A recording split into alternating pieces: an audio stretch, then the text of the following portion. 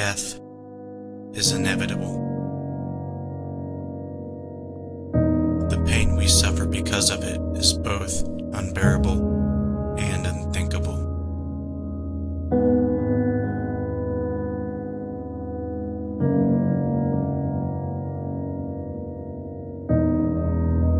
In the midst of our sorrow, we wonder if those who have passed are gone forever.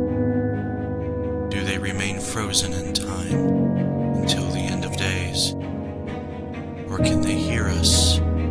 Can they see us? Do they have a message?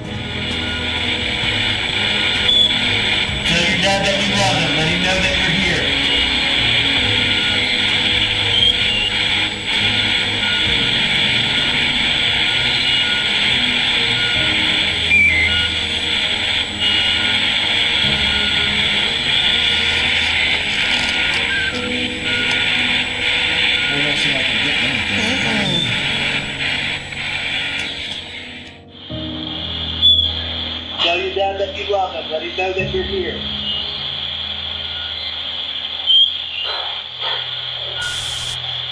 Okay. That was crazy. Now I'm going to explain to you what we just heard.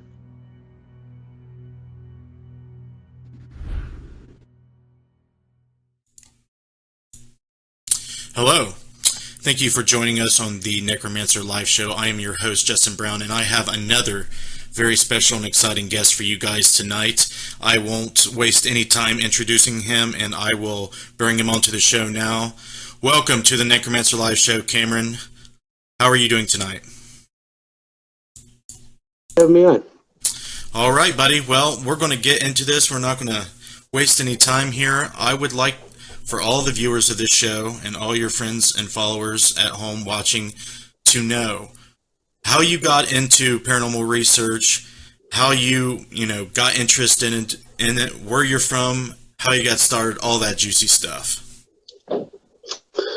Well, I had experiences as a kid, like most people, but really just kind of put it in the back of my mind. It's something that scared me as a young kid, so you don't really want to hold on to that. So as an adult, in my 20s, I was I was running a sales call center, and I had a team of people that we would basically go to the grind every day, and I would try to come up with cool ways to motivate the team. So I used a lot of motivational moments and motivational quotes. So one of the guys I like to quote a lot was Teddy Roosevelt. Now, for the listeners that don't know, Teddy Roosevelt was inaugurated in Buffalo after William McKinley was shot.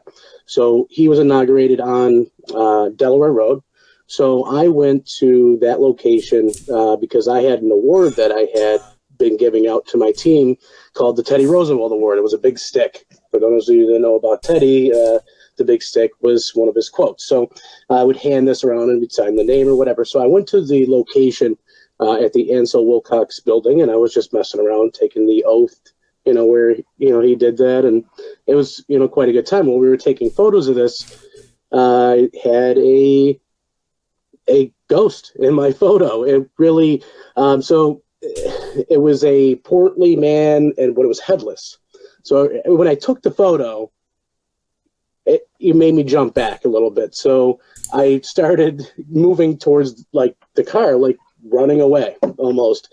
Now there was a moment halfway to the car that I felt like the same scared kid that I used to be. Mm-hmm. And I remember making a choice in my head saying, are you, you're a man now. You don't want to, be that same scared kid. So I went back with and started recording from my phone, trying to capture it. So I couldn't believe the experience I had. It was just, awesome photo, just physical evidence. I mean, you hear about the stuff, you see it on TVs, but you don't really know what's real and what's not. So when you take the first photo for yourself and you see it for yourself, it's like boom, right?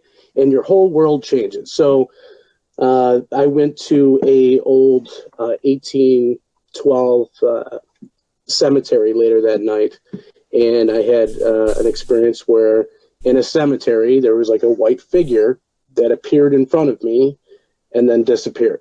All right, so since that day, I've never stopped ghost hunting. It's been the addiction of my life, to have my whole world just shifted. Right. So the place where I was working, where I was, in this call center, the other person who ran the call center with me, his name is Dan Class. So Dan Class is the co-founder of Greater West New York Paranormal Society. So the next day I come in with this photo and I show it to Dan, and now we're professionals at work. So we don't really talk about a lot of crazy stuff. But when I showed him this photo, he's not only blown away by the photo, but he starts telling me about a lot of experiences that he had, where he grew up in a haunted house. His experiences, led him to later in life buy the house as an adult, and his kids ended up having a lot of the same experiences that he had as a kid in that same house. Wow. And this is the conversation that it sparked. So I told him, look, we got to go to, if there's ghosts anywhere, I remember saying this, if there's ghosts, it's Old Fort Niagara. So Old Fort Niagara is in the northern part of New York State, northwest part of New York State. This was a main port for, the early French settlers, the English settlers, and the Native Americans and Americans at the time. They were all fighting for this particular spot. This was, where the seaway would come. So all the trade, this is before railroads and roads, obviously. So all trade was by water, and this was one of the main places to do it. So there was a fort that was built here, and it was fought over by, the Americans, the French, the American Indians, and the British for a long time, throughout the War of 1812. So there was a lot of deaths here. And I said, if there's anywhere we got to go, it's this place. So literally, one of the people that we worked with his name is Louis Caffarella. And Louis Caffarella is the third member that was with our team since the first day. So we were outside, the three of us, I remember talking about how cool it's going to be to go ghost hunting for the first time. And we're going to have a team. It's going to be the three of us. And we're going to be a team and really try to figure things out. So I thought it was really cool. And we went to Old Fort Niagara. Now, for those listeners that might not know, this place is gigantic. It's the biggest location that we've ever filmed at, even to this day. And this is the place that we tried to tackle on our first gig. We didn't know what we were doing. We wouldn't admit it at the time, but looking back on it, this was quite a daunting task. So the entire night was a debacle, as you would think it would be. Now, one of the people that was there helping us out and filming with us, I asked to come into this old chapel, and I started reading this old prayer, and he's taking photos of like this service that I'm giving, and I'm inviting anybody that's there to join us for a service. And he takes a picture of this man standing on this pew that I've set up. And it looks like an old French war uniform. And you can see that it's one of the best pictures I've ever seen. I mean, you can see extremities. So you can see the separation of the two legs. and the one arm's kind of coming up like this.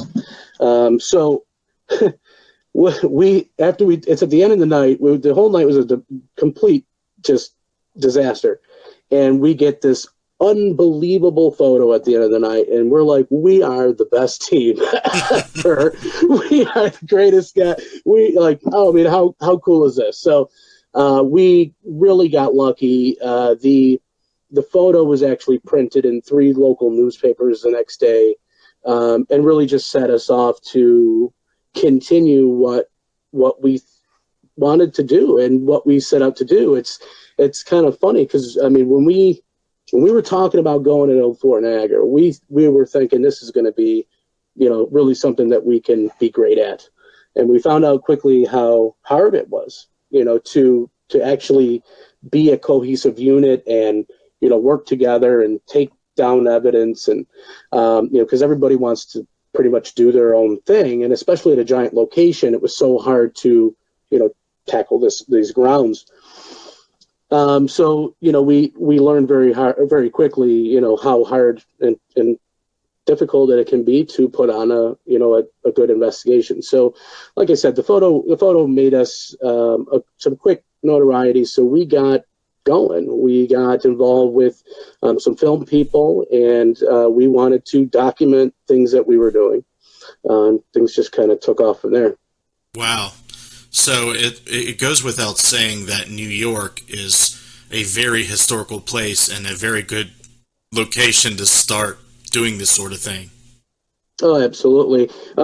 Just in like the Western New York area, the area that's around Niagara Falls, ever since, the early native population here, this is a very sacred land.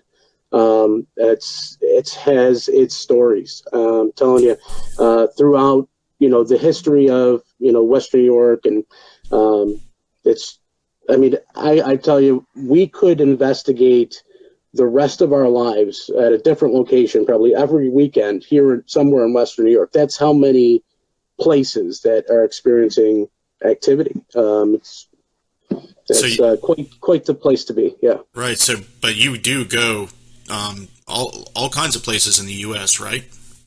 Yeah, we try to stretch everything out. We're from Buffalo area, so places around here, it's easier to get to.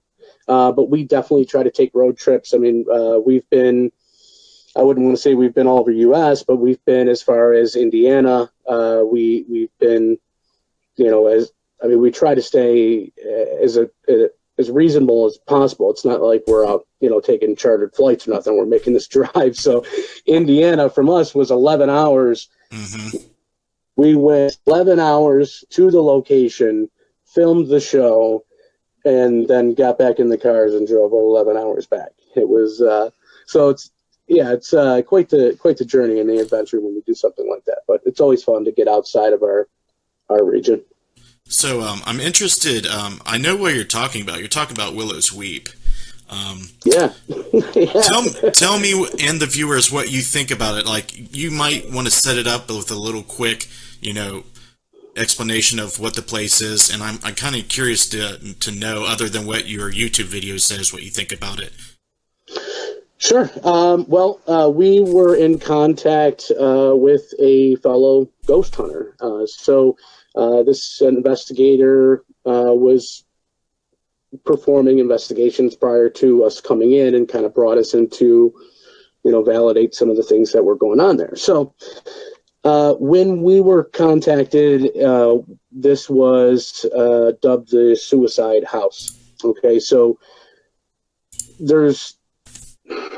I don't want to say there's not records of it, but this is the stories that were being told. I mean, we were only able to verify one of the deaths, the most recent deaths, actually 2 deaths, because it was in the same family. So as far as I know for facts, there was recently, within the past decade, a couple that lived there. The woman committed suicide, and the man soon after committed suicide. So there was stories of previous deaths before that. They were called suicides, part of the story, part of the folklore. So that's part of when you go to some places that, for when you're not familiar with the territory, you're just basically trying to take in all this information. You have to really just stick with the facts. So looking at facts, we look at the structure of the house that was built, in the shape of a pentagram. We have to believe that that's not by accident, so, is this, it has something to do with the deaths that are going on there. Was this house built for, satanic purposes? Now, when the homeowner that brought us in said she moved into the house, her family member that she moved in with would not live in the house. So in this show, you'll see when we interview the homeowner, she's not living there at the time. So she had an experience where she had a crucifix that was hanging on the wall, and the way she explains it is that this crucifix spontaneously burst into flames. When she obviously took the crucifix down, put the fire out, she looks at the wall where the crucifix was hanging, and it looks like there's two big horns that would have been coming off where the cross would be.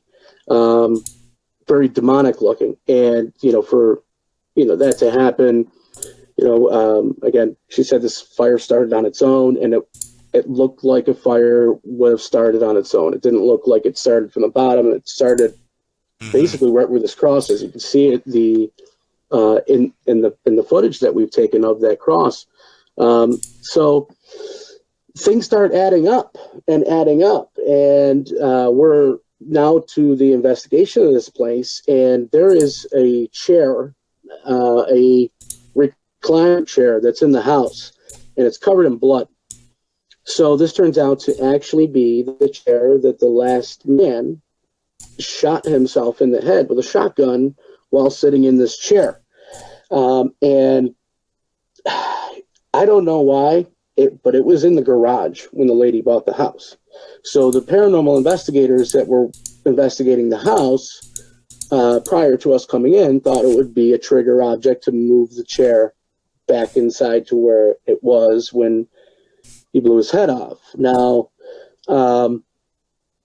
this all starts happening. This just starts becoming really creepy. So then we have this massive storm that moves in and starts, out of nowhere, a massive storm, and we had to halt everything, and it just really set the tone for that night. And we were able to capture a lot of different evidence that I thought was very, very compelling to give a lot of, credence that, something odd is going on there. Me personally, I wouldn't live there either. So, if the viewers want to check it out, it's Willer's Weep. It's Behind the Shadows. You can find it on YouTube. I think that's in season 3. Yes, of the series. I put up a photo of the burnt spot you were talking about, and now I have the bloody chair up there. I know you can't see it, but when you watch it back, the viewers will know what we're talking about. Yes, he has a very good documentary. Those images are burned in my mind. I know what they look like, Justin. That was a few years ago. I'll never forget it. If you ever get a chance, I have a documentary on my YouTube channel. I'll link you about Willis Weep. Yeah, any information on that place is something I'm looking for, because these places that are out of town for us, that we just, like I said, we just drove there, took it all in, investigated on our own, and then we left. So, these are always like big cliffhangers for us. And, any information that you have, I'd love to watch your documentary on it. Another one of those is the Burlington County Prison that we did in New Jersey. Just another one of those cliffhanger type investigations where you just wish you had more of that story. Very cool. So, what's probably your favorite, most active, most memorable investigation or location you've been to?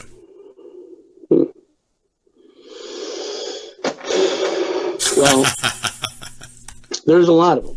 Like I said, I've been a lot of places. Our show is documentary filmed.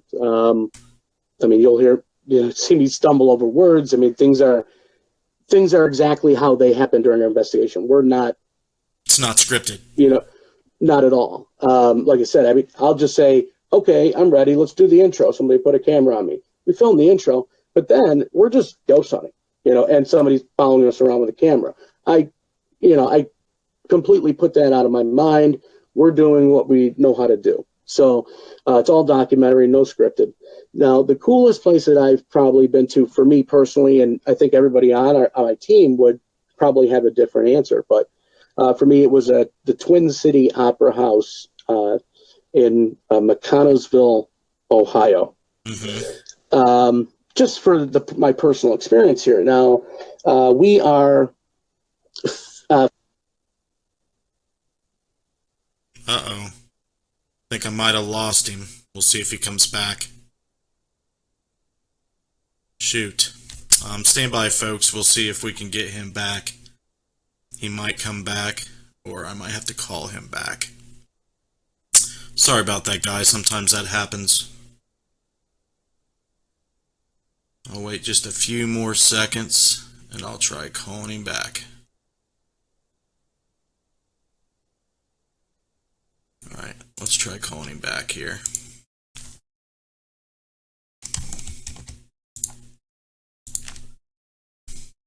Let me let him know.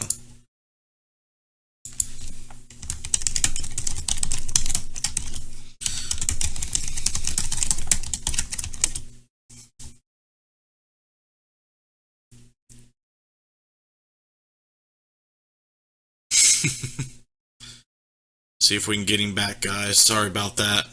Right at the beginning of him telling me about his most memorable place. Twin City Opera House is pretty cool. Let's see if we can get him back.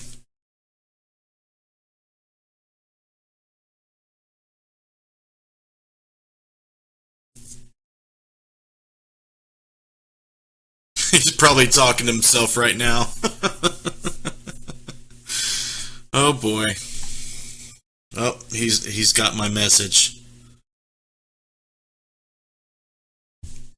Let's see if we can get him back again.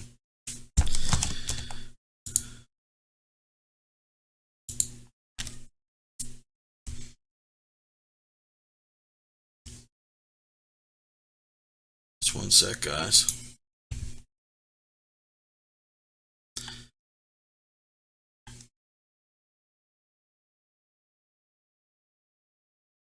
He's still continuing to type, so he knows that his call dropped. iPad died. I'm plugging it back in and downloading the app on my phone. Whatever works first. Okay. It was his fault. We'll forgive him. So guys, just hang tight. We'll get Cameron Daboin back on the line, and we'll continue the show. But in the meantime, I urge you guys to go over to the Interface Death Facebook page, okay? And check out the new trailer I just uploaded about the Haunted Hickensport School. I'll play the trailer at the end of this broadcast so you guys can check it out if you haven't seen anything about it or heard about it.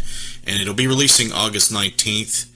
And I'll be doing a lecture and a talk about the school at Ripley Public Library on the 19th in Ripley, Ohio. So I'm pretty excited about that. I'm just going to plug that really quick, and we'll hope that Cameron gets back on the line.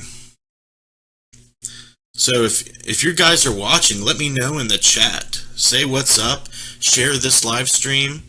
Let me know how you like the live stream. Let me know if you're a new listener or if you are a follower of Necromancy Live Show, if you've watched all of these shows. This is episode 5. So let me know all that stuff if you would. That would be great.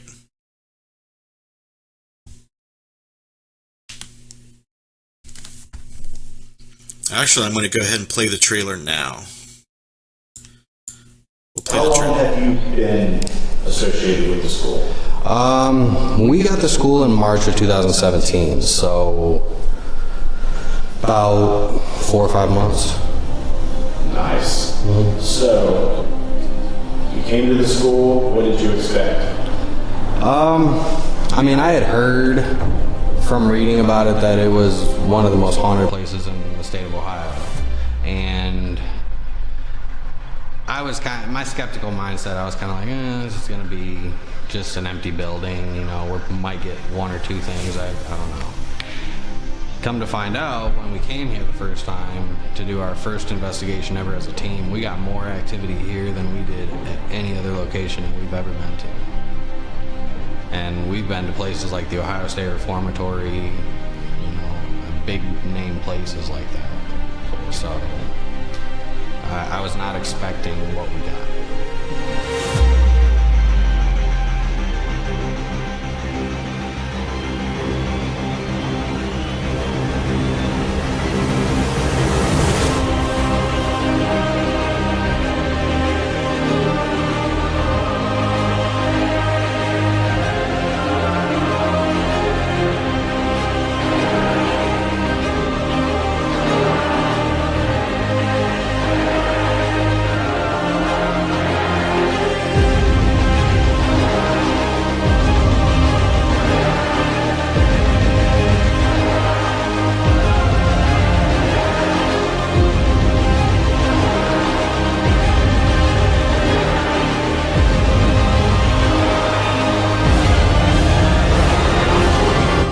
Somebody up here named Kevin.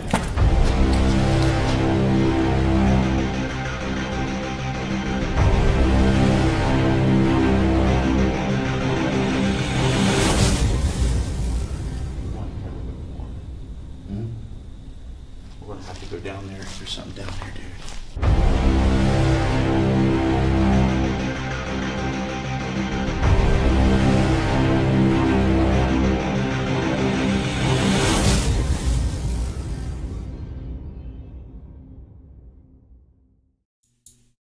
All right, well, let's bring Cameron Daboin back, and we'll continue our little talk. All right, welcome back, buddy. We were talking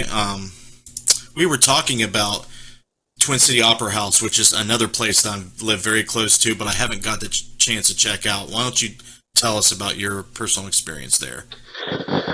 So yeah, it's another one of these locations where we drove out, and a couple members of the team, Dan and Lynn, drove out earlier in the day, so they started doing some research, and their experience during the research was really cool. They ended up talking to who used to be the mayor of McConnellsville, interviewing him on these stories and this opera house. Now, the story with the opera house is that there was a man who was a usher there from when he was like 16 to the time that he was elderly and passed.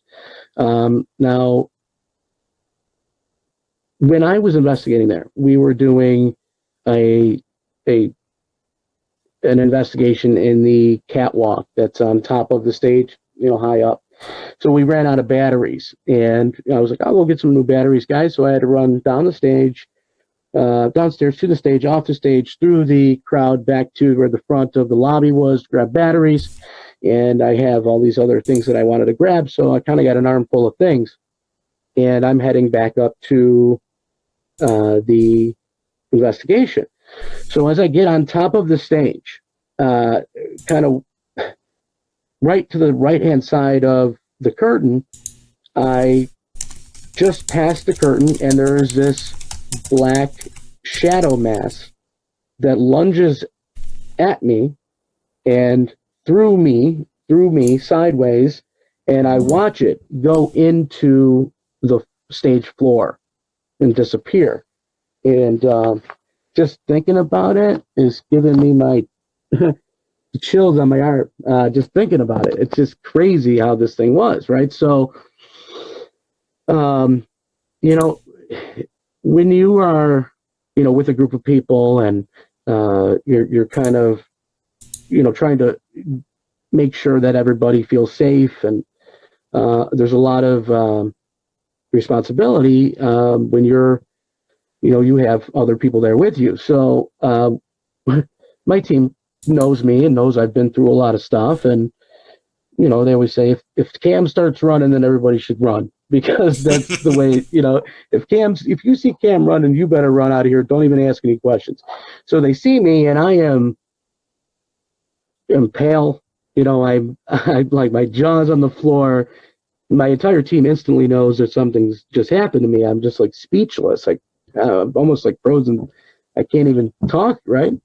And so I explained to him what happened. And, after some time, I felt the courage to go back down to the stage by myself and confront this black shadow mass, which to any normal person probably sounds crazy, but that's what we do. That's what we're there for, to interact with these these spirits, and give answers to people that are interested in these sort of things. So I felt it was my duty to go back, as most people in our field would.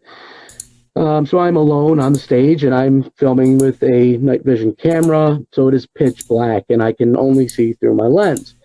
So I am trying to look through the lens, like I'll look down where my feet are, because to make sure I'm not, walking into anything. And as I look over to the other end of the stage, basically where this all, kind of went down, there is it's hard to explain. There is a curtain that runs like this, right? So it's along the stage. Now, if you're looking at it from sideways, it's only like that thick, It's not this big curtain that you're looking at like this.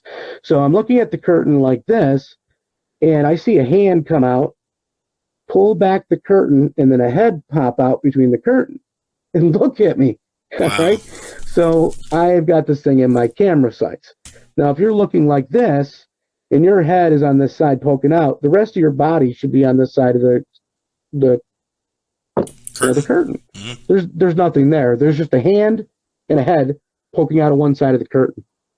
And it's just almost embarrassing at this point, but you never know what you're going to say when you see something like this or have an experience like this. So I say, "I see you, dude." Like I called the ghost dude. Right. So like, "I see you, dude," and I got him dead center in my frame. "I see you, dude," and I'm coming. I start tiptoeing because it's dark and I'm not moving very fast. So I'm going real slow. And as soon as I get to where this, maybe like 10 feet in front of where he was, just disappeared. Wow. I see, these are the things that when you're out there in the field and you have these experiences, you'll never, I could tell that story as detailed as possible because you just don't forget stuff like that. That for me, as far as one of my favorite places to go, just the travel aspect of it, what happened to me. These out of town locations that we go to, this is my team is a very close knit family type team. We all respect each other very much in what we do, and for me personally, they're like, it's like a family type thing for me. I used to have a group of friends, and we go out. I used to get drunk all the time, in downtown Buffalo, and then I quit drinking maybe like 7 or 8 years ago. I haven't had a sip, and now I have new friends that instead of going out to the bars all night long like we used to do, I have new friends and we go ghost hunting all night long. And man, I tell you, I've had some of the best experiences of my life, with these people. And when we get a chance to get out of town, and it's just it's your friends going on a trip, so it's the coolest thing. It's a very, close bonding experience. And when our team does stuff like that, those are the investigations that really stick out for us. Yeah, I just linked the Twin City Opera House video in the chat and where the experience you are talking about starts, because I remember that video when I watched it a few years back, because the investigation kind of stopped from the typical format you guys follow. And it was kind of like, okay, wait, we have to figure out what this is. So you guys took a big chunk of the video to try to see if you could see it again or interact with it. So I hope they all check that out. Yeah, no, and like I said, the show is not, formatted in any way, or not supposed to be. This is, you have your, your intro to the show, you have your interviews, your walkthrough, but what we're doing is, sometimes 1 or 2 nights, sometimes 9-10 hours condensed into the other 20 minutes of the show. Right. So, it's fun to watch the shows come together, but I mean, there's no, particular hour by hour format that we're following. I mean, like I said, it's just, we're not film guys, we're ghost hunters, and we have film guys film us when we ghost hunt. So they, everything gets worked out in the end. Well, I didn't mean to say, you go by a certain format, but usually from watching your videos, you kind of edit it in a certain way. Typically, there's trends, but in this one, it was kind of like, it was a little different that I noticed, but we'll shift gears if you don't mind. I want to talk about the methodology and equipment that you use to communicate with spirits, where you started and where you ended up, currently, what you figured out, what you used. Let us know a little bit about the ITC research. Well, the ITC research, when I started investigating, I thought it was a joke. I mean, really. I mean, okay, so, yeah, there's voices coming out of it. It's a radio, guys. Like, duh, but it's not until when we started using these devices, understanding what its capabilities are, and understanding the equipment itself, and then hearing the reactions, not only in full sentences, sometimes words, same voice, but responding to you and talking to you. It just gets to the point where, it's some of the experiences I've had with these ITC boxes are just some of the most undeniable experiences that you can have. So, I know there's, 2 sides to every story, but, with ITC devices, we love the interaction. What person doesn't want to actually have a conversation with a spirit? So, they're great to use. They're great to ask questions with. They're great to, figure out mysteries, because you're trying to, converse, let alone with EVPs, you're usually getting 1-word answers, or, heavy breathing, and then you try to listen back to it and then try to respond. And just, it's a very slow process. I mean, ITC, if that is, working the way that we believe it's working, then that's the greatest way you can communicate. What device do you use primarily? Old school stuff. I like the SB7 the most, just because of when I started, that's what was out, and I've always hung on to my SB7. I've used 11s, I've used duals. I've always tried to stay with the newer aspect of the technology. That's what we have that previous generations didn't have. Whether a person, a scientist, a mechanic, an engineer, if they watch a show or something that we do, and it convinces them to the point to look into scientifically new fields of communication, new devices, I want to explore that. I want to know, where this the technology wave takes us, because it's really it's a pioneering type of thing that's going on in the paranormal field, something that, is on the cusp, changing every day. And you want to stay on top of the new stuff, but you also still want to hang on to your old stuff, so it's always changing.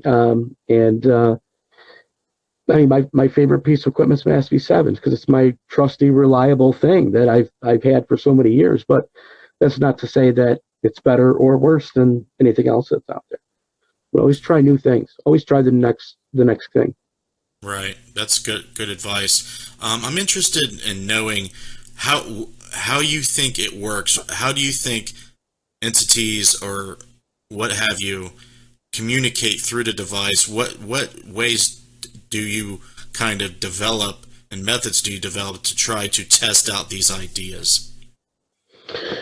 Now, the capabilities of the Spirit Box, when we run it, I'll have it running in reverse at 250, I think, as MS. I think that's some sort of speed ratio on there, but it's usually about four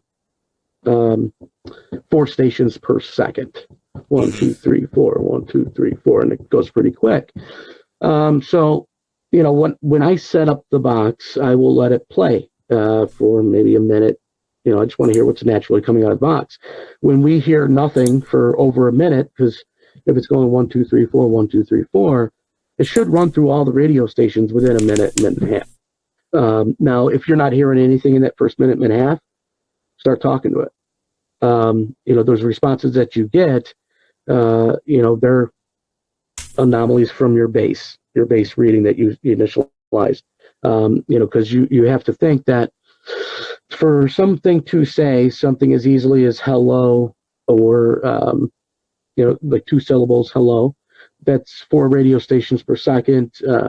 Each syllable is a second. So that's between like 5 to 8 radio stations that somehow just so happen to give me the syllable and the piece of a word that I needed to say hello. It's tough to like process that.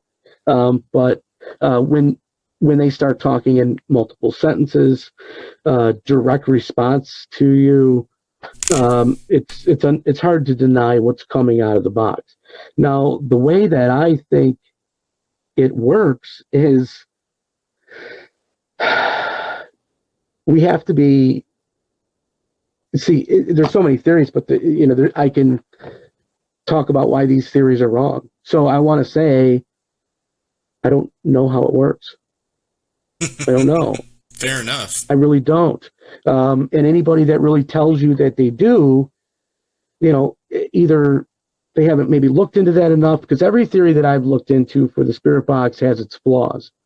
Whether the people say, oh, it's like they're on a different wave, like a dog whistle, only dogs can hear it. So when they're talking, look, the thing records in the frequency that we hear. Right. They're not talking in some crazy frequency and then we're recording it. The recorder is made to record our frequencies. Right. It's not made to record outside of our frequencies. So that's not going to hold up for me. There's a lot of theories out there. So it's just like anything with this field. I mean, this is the soonest I say that I know something, the sooner that somebody proves me wrong. So, it's just like I said, the ever-changing, ever-developing, the questions are always there. One question always opens the door to another. So, you just got to do the work. If it's interesting to, people that are out there, if this is something that they do on their own, it's you have to not rely on what everybody else is telling you and do the research yourself. That's the way that you're going to get your answers. Right. The reason I ask is I know you guys advertise to be a science-based group. You try to use scientific methods and critical thinking and being objective for the most part. And I just, I hear you talk about, you really don't know, what or how the device is manipulated. And that's one thing me personally has been focusing on the last couple years, is developing methods to test hypotheses. And if you're interested in any of that stuff I do, let me know and I can show you a couple methods that you may be interested in trying. But it is very difficult. I do agree with you on the whole frequency outside the 20 to 200,000 hertz range. I mean, if you have any common sense whatsoever, that's kind of crazy to think about. Yeah. But when it comes to spirit boxes, it's very difficult to know or prove that it is being manipulated by something anomalous. So I just wanted to bring that up. I was kind of interested. Yeah, and that's the point. I mean, it's it's things are, if things were provable and tangible and all, I mean, we wouldn't this would be much more, popular in scientific fact. So the studies that we're doing with ITC, we're doing it for that scientific community that's not looking and focusing on this stuff. So what you're doing is great, Justin. Thanks. Yeah, I try to push it, try to do my part in pushing it and thinking outside the box, not going along with the paranormal pop culture stuff with the TV and everything. So I think that's important, and I'm trying to find people that I've watched for years and followed for years to have on the show, just, to get to know them better and to network, so we can hopefully, maybe I'll give you an idea, you'll give me an idea through the course of us, talking on this show and beyond, and even eventually coming to the point where we investigate together. Maybe that would be awesome. Hey, wouldn't that be cool? Yeah, no, I tell you what, like I said in the beginning of the show, I mean, there's places out here that would blow any seasoned investigator's mind. The Hinsdale House is one of our favorites. Now, Oh yeah, the co-founder of GWNPS, Dan Class, he owns the Hinsdale House. I know. So I'm sure we could get in there if, we give my buddy Dan a call. But yeah, anytime. If I ever out your way, you're obviously the first person I'm going to give a call to. So yeah, I mean, I would love to know your theories and what you have been able to, kind of debunk with some of the theories that are out there as well. Somebody that's, put as much thought of it, like I said, for years. I mean, obviously, if the answer was right there, it wouldn't take you 3 years. You know what I'm saying? Yeah. So I want to know what you have uncovered, because, you probably have more information on that than I do. Well, I won't get into it on the show because I want to continue with the interview, but I will get with you. And another thing I want to ask you about is this gal you have had in your group for a long time. Forgive me for forgetting her name, but she does metaphysical work with your group. I want to hear about how you met her. How did she become a member of the group, and how has it been all these years investigating with her? Okay, so during season 1 of filming Behind the Shadows, halfway through the season we were filming, Dan and I went to we ran a group on meetup.com, Phenomenon Trackers it was called. So we would go, the public would come with us, and we'd go investigate these places. So on one of these investigations, there was a woman that approached Dan and I, who we've never met. She starts telling all these things about us, and so Dan, she says, about his grandfather that passed, and she says that there's like these 4 objects that he has in his house. Well, she named the 4 objects and where they were in his house. No way. Which blew his mind right then and there. I set off to do a scientific TV show. That was the reason why we started filming. Mm-hmm. So this psychic, Dan asked if he could have her on the show. I was pretty against it. I mean, it wasn't something we could prove or say that it's, going to have any scientific foundation, so I didn't feel it messed with the show. So we let her come on as a guest, and by the end of the show, I threw her a team T-shirt. This woman was unbelievable, man. We went to this place called the Echo Club, and it was an old speakeasy in Niagara Falls. So it had all these trap doors that led into the basement, that there was a speakeasy bar. There was a couple deaths there. So, during her walkthrough of this place, and she didn't know anything about this place, trust me. We purposely didn't even tell her where we were going. She told me, who died, where they died, and how they died. And I heard about those stories earlier that day directly from the owner of the location. So there is no way that she knew about these deaths. And it was crazy to watch a psychic that is, on another level from most psychics that is something to really behold. So her name was Ashley O'Brien, and Ashley worked with our team up until season 2, where she ended up going to move on with her mediumship and doing readings, and she took her mediumship to that professional level, and we ended up bringing on another medium. Her name is Chelsea Gill, and she started here. I think it was probably either the beginning of season 3 or right around the end of season 4, or maybe the end of season 3. Chelsea Gill is she's one of the most well-known psychics in our area. She is used by local law enforcement for missing person cases. She's that type of real deal. And she's young. She's, in her 20s, late 20s.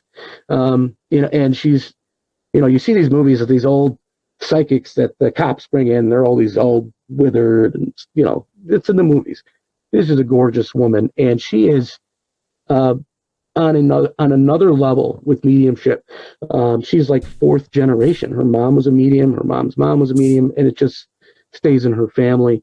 So, obviously, bringing her into the fold when we're doing a TV show is kind of a no-brainer for everybody on the team, and she's one of the nicest people that we know.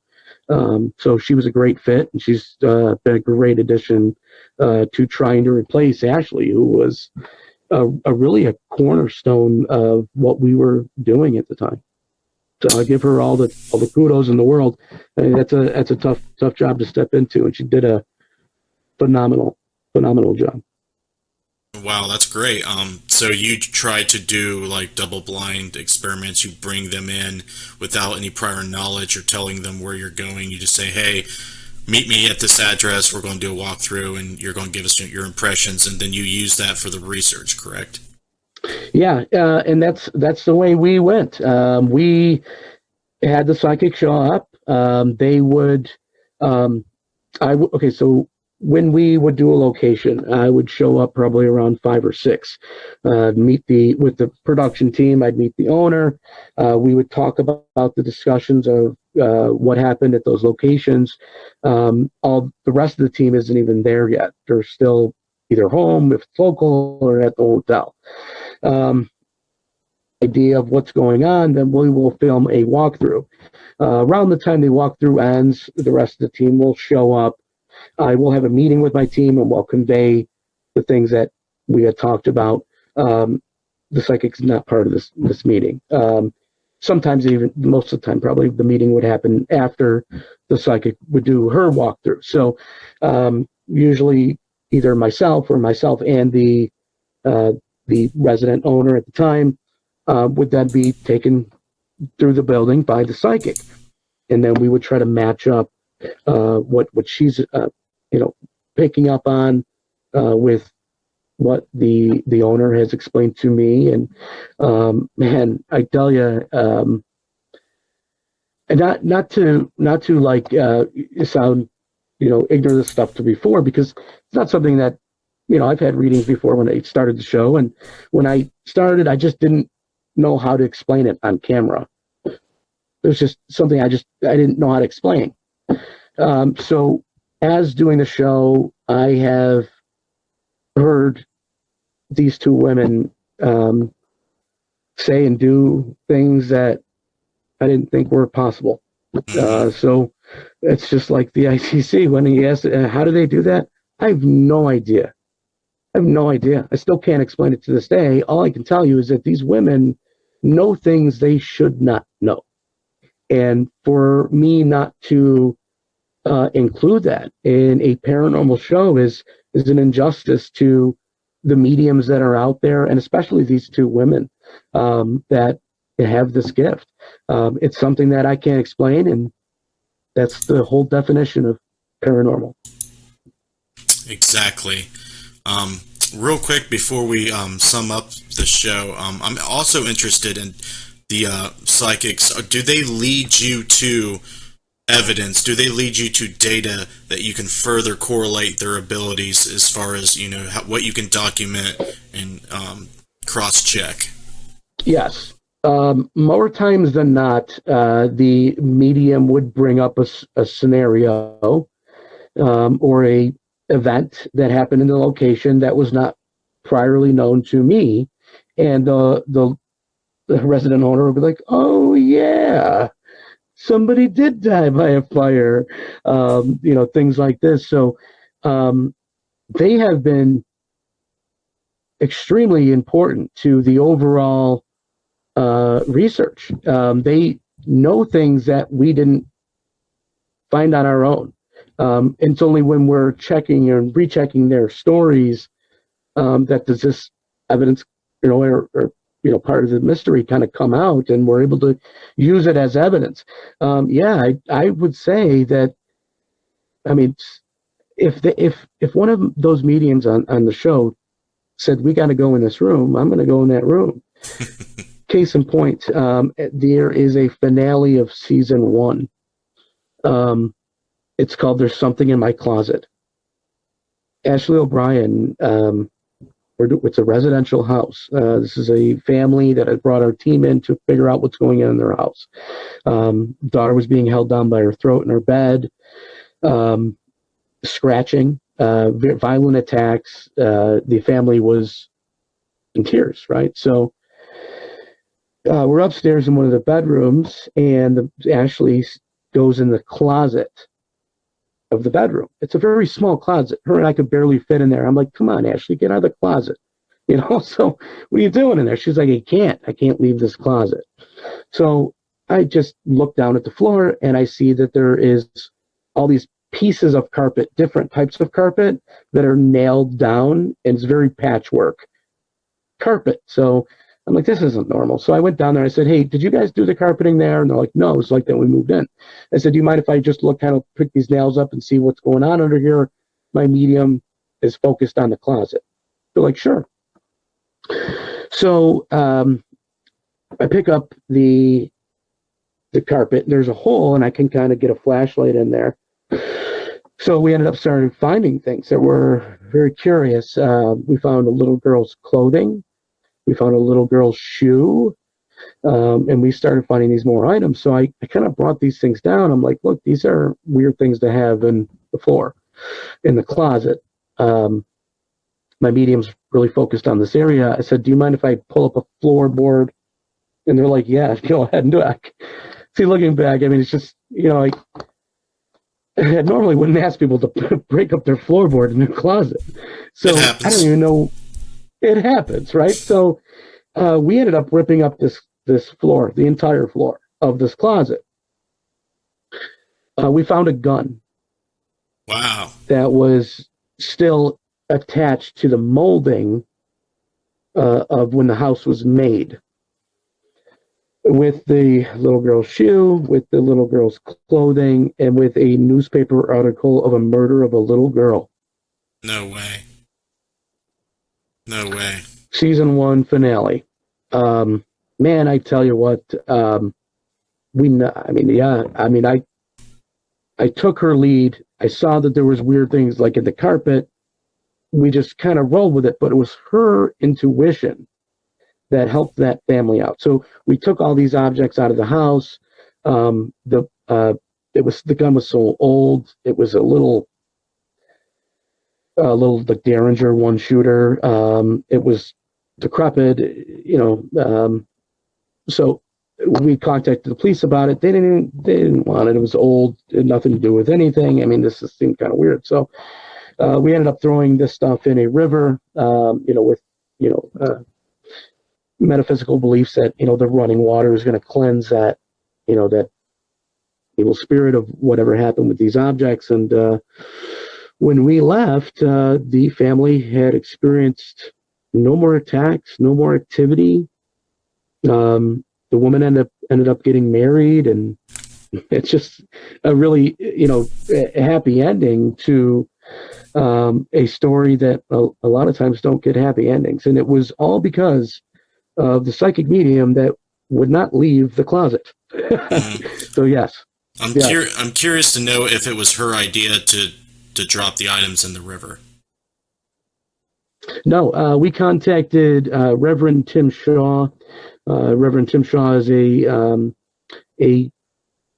medium himself. He is very respected in the metaphysical world here and across the country. I don't know if viewers might know who he is. Reverend Tim Shaw. He's an author. He's very well respected, and we contacted him, and he gave us some direction on how to, properly extract these items at the time. Because again, this was season 1, so we wanted to make sure that we were learning, and things that were kind of big like that, we wanted to reach more experienced people. And Tim, through the years, has always been a good friend to us. Yes, I definitely know who Tim Shaw is. He's very, very interesting. I would love to meet him one day. He is a great guy. I mean, he's the type of guy that, he makes you laugh. I mean, he's just a wonderful human being to be around. And, like I said, that's just why he's so well respected. He's just a great guy. Right. So, yeah, you ever get a chance to meet Tim, you'll enjoy it. I'm going to say yes. All right, Cameron. Well, I would like to thank you very, very much for coming on and having a chat with me in length about, things that you've done, things that you're working on, all the experiences that you have shared. I really, really appreciate it. Hey, anytime, Justin. I thank you very much for having me on. You're welcome. Why don't you take a few minutes and let people know where they can view your work, your YouTube channel, website, what you've, been doing online so people can check you out. Sure. The YouTube page is, you type in GWNYPS, stands for Greater Western New York Paranormal Society. You can also type that if you want. But the series is called Behind the Shadows. If you go to our page, you'll find 4 seasons of Behind the Shadows, and that's our documentary series. And most recently, the team has been working on a TV show called Local Hauntings. This is a really good concept for paranormal. It's an interactive show with the viewer, so the viewer would be able to connect with the team while they're investigating the location. To give that added validity to what we're doing through a live ghost hunt. So we were chosen to represent New York State, and we will be going against the team from Ohio, the Tri-C Paranormal team in Ohio, and we will be investigating the St. Joseph's Hospital in Lorain, Ohio, which is a unbelievable place to go ghost hunting. It's this big hospital that's completely abandoned. So this is our next project that we're working on. You can go to localhauntings.com, or you can find Local Hauntings on Facebook or any of the social media sites as well. Yes, Ohio seems to be in the center of a vein that runs through the eastern part into down below the Great Lakes, and it seems like it's a concentration of a lot of things. So really, it's the we're the Rust Belt, man. I mean, this is where a lot of hard times were. This is where times were the lowest of the lows. I mean, the Rust Belt has seen a rise and a fall like no other part of the East Coast. So there is a lot of turmoil that's kind of embedded in this region. So Western New York, Pennsylvania, these and always will be hotbeds for activity, and we're just fortunate to be right there. Yep. So we'll make it a goal by next year to meet up at either a Paracon or some. I know you come to Ohio quite frequently, so we need to meet up, Cam, and formally meet. And I've been making a habit of doing that with all the people I admire and respect in the paranormal field. So let's try to Thank do you, that. Justin. And 100%, man. I definitely would love to go ghost hunting with you. And I definitely want to get up and really talk to you about Yeah, absolutely. All right, buddy. Well, I'm going to get you off here. Everybody, check out Cameron Daboin at his YouTube channel. I linked in the chat, so please check that out. I am proud to say I've watched every episode on that channel, and a couple of them a few times, because some of them are in Ohio and Indiana, like Willis Weep. I used for research, so they do their proper research for the places they go to. They do it in a fashion that I admire, and then I kind of looked at and try to gain some insight on how to go into places. So I urge you guys to check these guys out, and I hope you do. And Cam, I'm going to let you go, buddy. I hope you have a good evening, and I hope I talk to you soon. All right? Yeah, absolutely. Keep in touch, Justin. It was a pleasure. Thank you very much for having me on. You are very welcome. You have a good night. All right, take care, bud. All right, bye-bye. All right, folks. Well, there you have it. Cameron Daboin of Greater Western New York Paranormal Society. Super great guy. He has a super great paranormal research group up there in New York, and I hope you guys check him out. We always look for guests just like this that are actually doing what they can to go out there, figure out what the heck's going on when it comes to the paranormal, and just guys like this I really admire and respect, like I said. So if you have not checked out Cam's stuff and Greater Western New York Paranormal Society stuff, please do so, because they do things that I feel is, something that you can model your investigation from, as far as presenting it in a documentary style fashion. And they actually go to places that are very historical and very, very interesting. So please do that, okay? Let's see who we have on our next show. Hold on, let me go over here and grab it real quick. I don't have it handy. Alright, sorry about that. I should have that in front of me. Okay. I think next week is going to be a very highly anticipated show, guys. We have Josh Bender coming on the show, and I just met him for the first time last week, and I'll tell you what, I enjoyed that thoroughly. So if you want to find out what goes on as far as hauntings in West Virginia, again, we have another guest coming from West Virginia. He's going to talk about what he's been doing in the paranormal fields, especially with his infrared lights that he's just now been working on this year. So please tune in next Wednesday at 9 p.m. EST on the Necromancer live show Facebook page. Follow the page, follow the posts. Check us out, okay? Because Josh Bender is a really cool guy, and you guys will definitely want to hear from him on this show, okay? So, with all that being said, I hope you all have a pleasant evening, and I bid you farewell. But before we go, check out the website, guys, www.interfacedeath.net. Follow us on social media, subscribe to our YouTube channel, subscribe to our mailing list. We have a very anticipated film that's being released here in a couple weeks about Higginsport School in Higginsport, Ohio. I definitely want you guys to see that. Let me know what you think, and you take care of yourself out there.